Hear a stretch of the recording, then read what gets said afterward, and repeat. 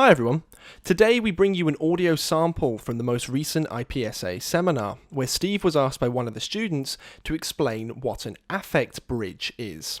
An affect bridge is a technique that someone can use when they're working on their own personal myth to ground them in their timeline. Beneath every significant memory is a state of emotion, acting as a quote-unquote bridge between ego and instinct.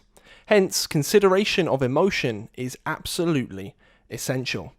So, to lead into today's video, what is an affect bridge?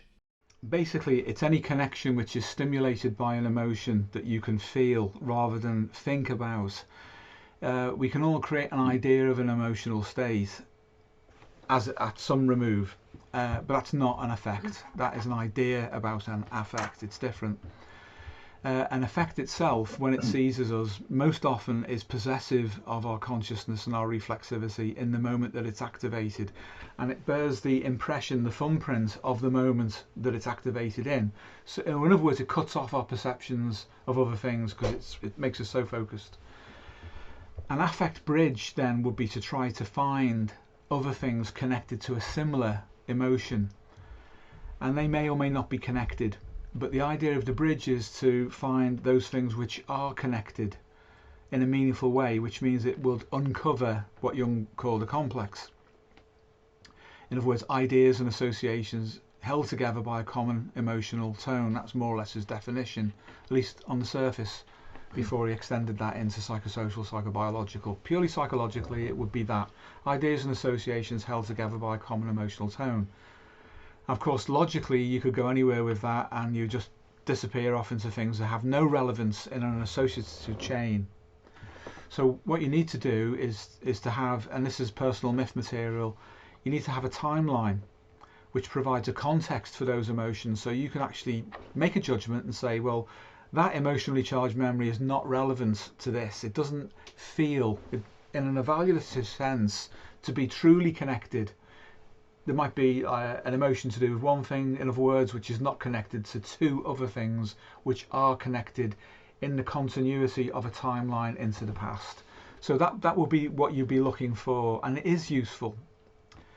But there's one thing about the personal myth process. If you leap back to an early memory, whatever that might be in your life, you can then do an NLP on the surface, NLP kind of thing, to explore the imagery through sensory modalities, and that's a kind of a deepening thing where you might be looking at somatic expressions, say the feeling of what it was like to be sat in a particular chair, or the warmth in the room, or the pressure or the shape of the clothing you may have been wearing, and then sounds, that kind of thing, that can anchor you very strongly. When you do that, you're looking for a specific memory. And once that memory comes in and you become more receptive to the ambience of your ego as it existed at that time, you can pick up on peripheral associations which are actually separate to the emotion that may have led you to that memory in the first place. So it's not just affect if you're using the personal myth process. You're looking for memory and associations. And then, of course, there is the caveat that you are not trying to reconstitute an identification with that previous ego state, because that's dangerous. It's dangerous for all sorts of reasons, but primarily because as a child, for example, you were more vulnerable than you are as an adult. And if you bring forward that vulnerability and also that limited intelligence and limited experience of the world to who you are now, and then identify with it, you're going to re-victimize yourself in the present. So it's not for that.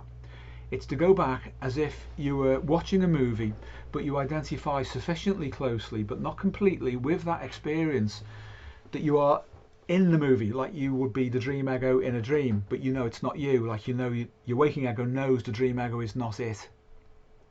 You know, it's that kind of connection, but you sample it, you sample the environment, you sample the associations and the memories, and you get an impression of your limitations of the world as you experienced it at that time. And then you'll find some core ideas come through, some core beliefs, some core network of associations, and also instincts that are very important, and you'll begin to see then forming the configuration of your through line, things which are still implicitly there.